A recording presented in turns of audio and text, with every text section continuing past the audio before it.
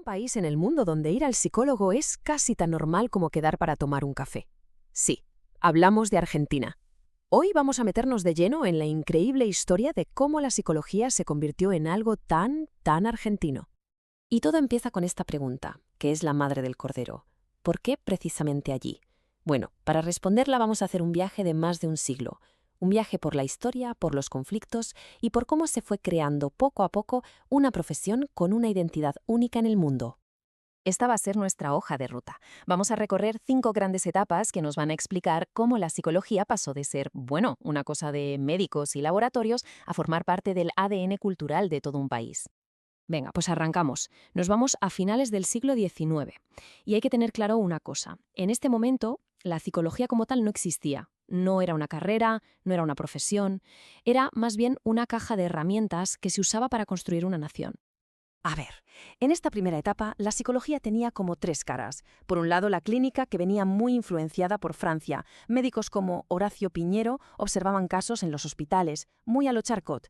Luego estaba la parte experimental, que se usaba en los colegios para medir las capacidades de los niños. Y finalmente la social, que intentaba responder a la pregunta del millón, ¿qué es eso del ser nacional en un país que se estaba llenando de inmigrantes? ¿Y todo esto en qué se basaba? Pues en la filosofía que lo petaba en esa época, el positivismo. La idea era que la mente humana se podía estudiar y medir igual que una planta o una reacción química. Todo muy científico, muy ligado a la biología. Vale, pasamos a la segunda fase, porque aquí las cosas empiezan a cambiar, pero a cambiar de verdad. A partir de 1916, el péndulo se va completamente al otro lado.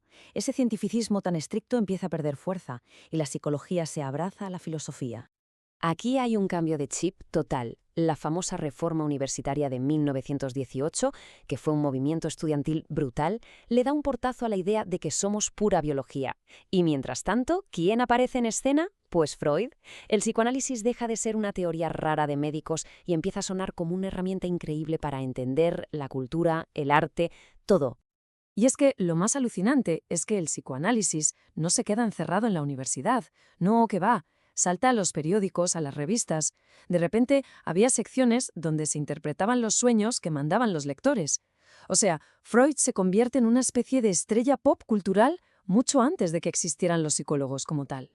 Venga, entramos ahora en la tercera etapa, que es clave, porque aquí es donde la psicología por fin encuentra un trabajo. Deja de ser solo teoría y se pone el mono de trabajo, impulsada por un país que se está industrializando a toda máquina. La palabra mágica de esta época es psicotecnia. ¿Y qué es eso? Pues muy fácil, aplicar la psicología a problemas del día a día. ¿Necesitamos saber quién es el mejor candidato para un puesto en una fábrica? Psicotecnia. Un chaval no sabe qué estudiar. Orientación profesional basada en la psicotecnia. La psicología, de repente, se vuelve útil. Y claro, si algo es útil, se hace oficial.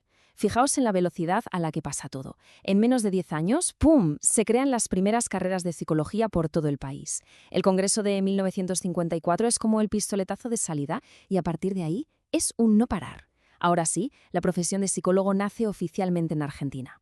Pero ojo, que mientras pasaba todo esto, en paralelo estaba ocurriendo otra cosa fundamental. En 1942 se funda la Asociación Psicoanalítica Argentina, la APA. Y esto es crucial, porque muchos de los pesos pesados de esta asociación van a ser los primeros profesores en las nuevas carreras de psicología. El resultado, el ADN de esas carreras va a ser desde el minuto uno profundamente psicoanalítico. Bueno, y ahora llegamos a una época complicada, una época de conflicto. Ya tenemos a miles de psicólogos recién salidos de la universidad. Y ahora toca pelear.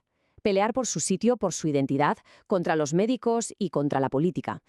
Este es el meollo de todo el asunto. Los nuevos psicólogos, formados casi todos en psicoanálisis, querían hacer terapia, querían tener pacientes. Pero los médicos, y sobre todo los psiquiatras, dijeron, un momento, la psicoterapia es un acto médico, y de aquí no se mueve nadie. La guerra estaba declarada. Y aquí llega el palo gordo. En 1967 se aprueba esta ley que fue un mazazo para la profesión. Básicamente decía que un psicólogo solo podía trabajar si tenía un psiquiatra vigilándole por encima del hombro, o sea, los convertía en poco más que ayudantes. Como es de imaginar, esto provocó una movilización tremenda para defender su autonomía.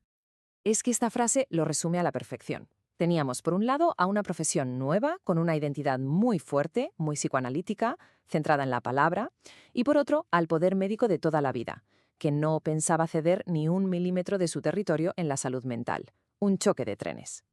Y para complicarlo todo aún más, la propia psicología estaba dividida. Eran como dos mundos que no se hablaban. En las universidades, el psicólogo era clínico, era psicoanalista. Pero en el CONICET, que es el gran centro de investigación, se apostaba por una psicología científica, experimental, que miraba a Estados Unidos y que a menudo veía con malos ojos lo que se enseñaba en las facultades.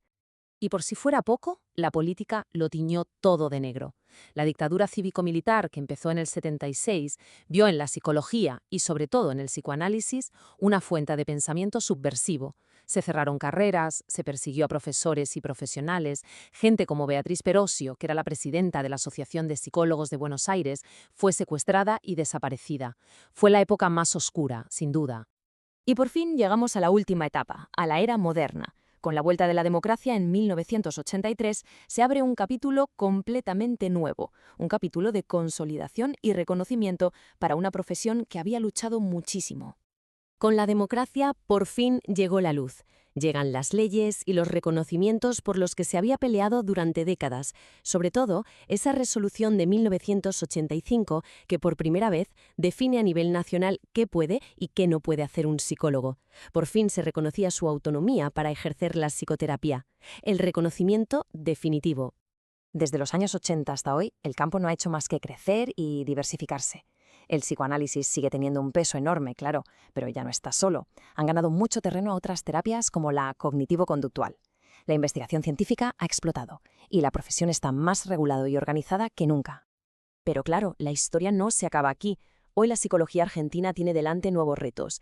Tiene que adaptarse a una sociedad que cambia a toda velocidad, tiene que luchar contra la precariedad económica que lo complica todo y tiene el desafío de conectarse más y mejor con lo que se hace en el resto del mundo.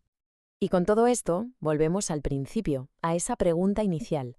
Toda esta historia, esta mezcla única de filosofía, psicoanálisis, luchas profesionales y calado cultural, es lo que explica que Argentina siga teniendo a día de hoy ese récord mundial. Es sencillamente un fenómeno único. Así que la gran pregunta que queda en el aire es, después de este viaje tan intenso para encontrarse a sí misma, ¿cómo va a encarar el futuro esta psicología tan argentina? Eso solo el tiempo lo dirá.